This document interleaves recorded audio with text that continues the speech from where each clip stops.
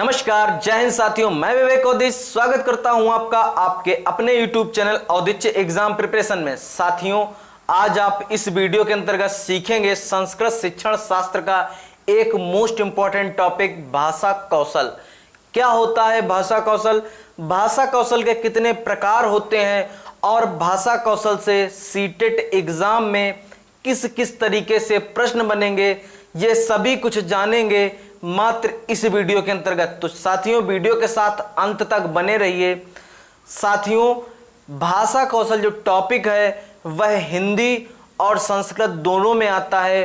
हिंदी में उसके कौशल के नाम जो है वह अलग नाम से पूछा जाता है और संस्कृत में अलग नाम से पूछा जाता है। आज डिस्कस करेंगे संस्कृत में भाषा कौशल। तो साथियों, संस्कृत में भाषा कौशल जो है वह 4 प्रकार के होते हैं: श्रवणम, संभाषणम, पठनम और लेखनम। तो साथियों, श्रवणम, संभाषणम, पठनम और लेखनम। पहली बात आती है, जो आपका हिंदी में भाषा कौशल पढ़ते हैं आप, वह भी 4 होते हैं। इंग्लिश में पढ़ेंगे वह भी 4 होंगे। तो साथियों, बात कहां पे आती, बात यह आती है साथियों कि उसमें आप सुबोपाली पढ़ते हैं, सुनना, बोलना, पढ़ना और लिखना। यहां आप जो सुनने को पढ़ रहे थे वह श्रवणम पढ़ेंगे। मेरे प्यारे साथियों, जो श्रवणम होता है वही सुनना, श्रवणम का हिंदी में अर्थ ही होता है सुनना। और संभाषणम या वाचन, संभाषणम या वाचन का अर्थ होता है बोलना। अब साथियों, पठना, पठनम और लेखनम, ये 4 कौशल मेन हैं। यही 4 कौशल हैं भाषा कौशल के: श्रवणम, संभाषणम, पठनम और लेखनम। अब साथियों, बात आती है कि कैसे कैसे इस पे प्रश्न बनते हैं और क्या क्या इस टॉपिक में है। तो साथियों, देखते हैं और सीखते हैं। तो क्या करते हैं, आप ग्रहण क्या चीज को करेंगे? जो 4 कौशल हैं उसमें से आप कौन से कौशल को ग्रहण कर सकते हैं? तो देखिए, किसी की बात को सुन रहे हो आप जो मैं बोल रहा हूं, भाषा कौशल टॉपिक पढ़ा रहा हूं, इसको आप सुन रहे हैं तो ये श्रवणम कर रहे हैं, आप तो ग्रहण कर रहे हैं। आप भाषा कौशल टॉपिक को पढ़ रहे हैं, सीख रहे हैं, तो ये श्रवण कर रहे हैं, तो ग्रहण कर रहे हैं।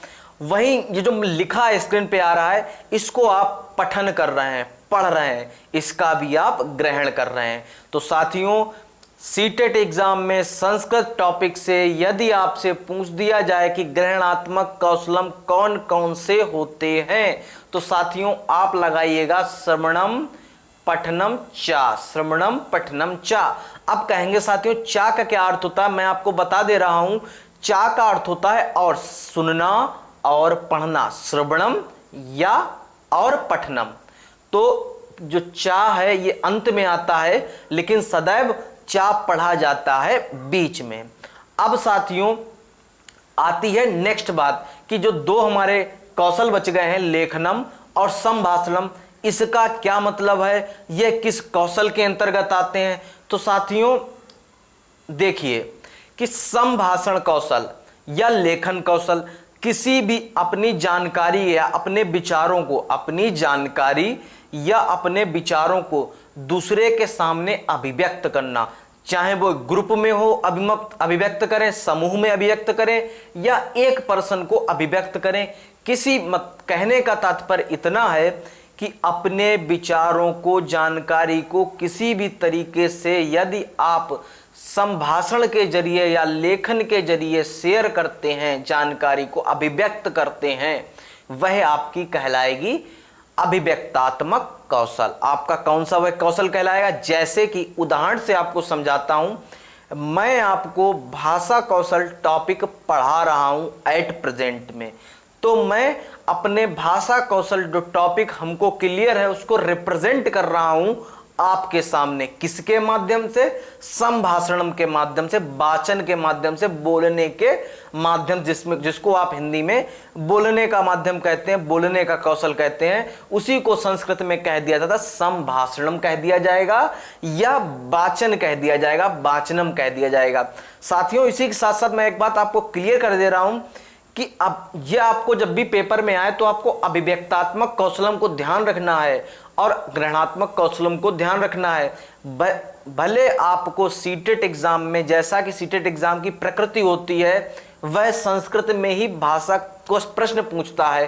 तो ग्रहणात्मक कौशलम लिखा हो, ग्रहणात्मक कौशलता लिखा हो, विभक्ति के आधार पर भले प्रश्न में कुछ भी लिखा हो, आपको याद रखना है ग्रहणात्मक कौशल है, इसका अर्थ है श्रवणम और पठनम।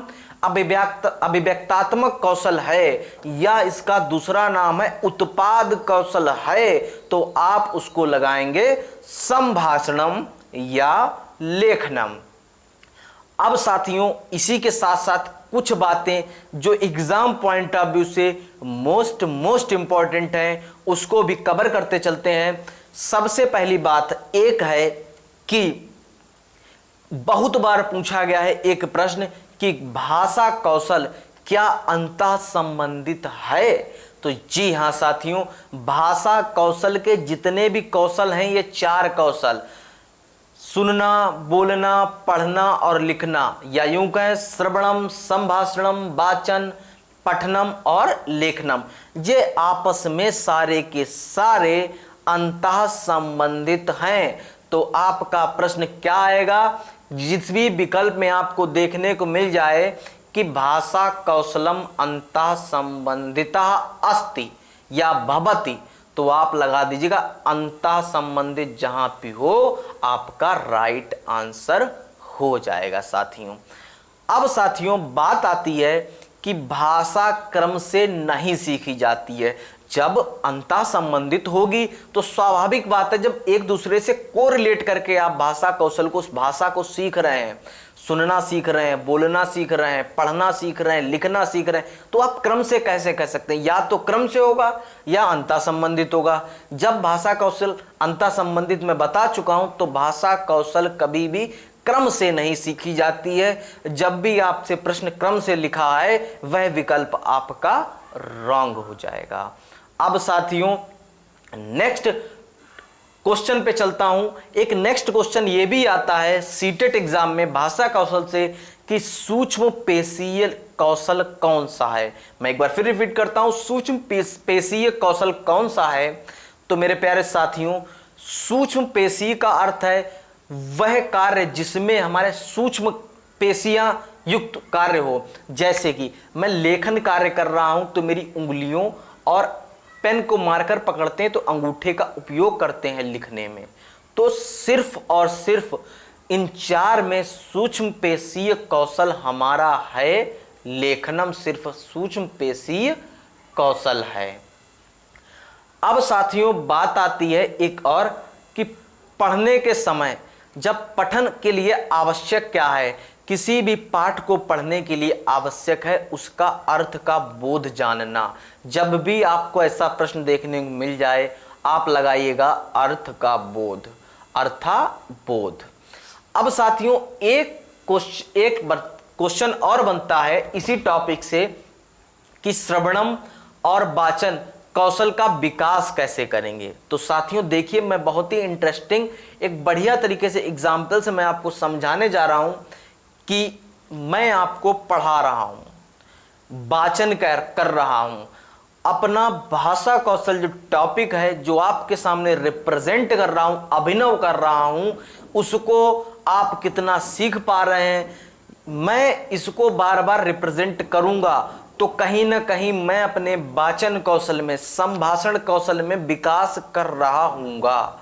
जैसा कि यदि किसी भी प्रकार की इस वीडियो को बनाते समय मेरे वाचन कौशल में, संभाषण कौशल में त्रुटि रह जाएगी, तो जब मैं नेक्स्ट टॉपिक बनाऊंगा तो इस त्रुटि को नहीं करूंगा। तो कहीं ना कहीं मेरा विकास हुआ, किसके माध्यम से हुआ? अभिनव और संवाद कर रहा हूं, आपसे चर्चा कर रहा हूं इस टॉपिक के से रिलेटेड। तो संवाद और अभिनव करने से वाचन और श्रवण, और आप सुन रहे हैं तो कहीं ना कहीं आपका भी, जब हम अभिनव और संवाद कर रहे हैं, आप इस अभिनव और संवाद का श्रवण कर रहे हैं, तो कहीं ना कहीं आपका भी श्रवण कौशल का विकास हो रहा होगा। धन्यवाद साथियों, उम्मीद करते हैं आपको हमारा वीडियो बहुत ही अच्छा लगा होगा। यदि हमारा वीडियो अच्छा लगा हो तो चैनल को साथियों सब्सक्राइब कर लीजिए, साथ ही साथ बेल आइकन को प्रेस कर लीजिए। एक लाइक आप हमको दीजिए, आपके लाइक हमको बहुत ही ज़्यादा मोटिवेट करते हैं अच्छी और बेहतरीन वीडियो बनाने के लिए धन्यवाद साथियों।